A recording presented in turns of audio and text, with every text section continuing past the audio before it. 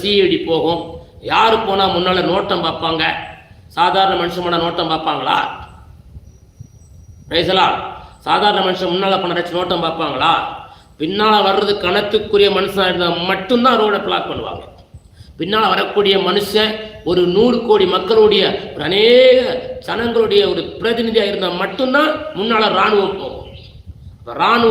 ராணுவத்தை விட ஒரு பெரிய ராணுவம், சேனைகளின் அதிபதி. நம்முடைய கடவுளுக்கு ஒரு பெயர் உண்டு, அவர் சேனைகளின் கர்த்தர்.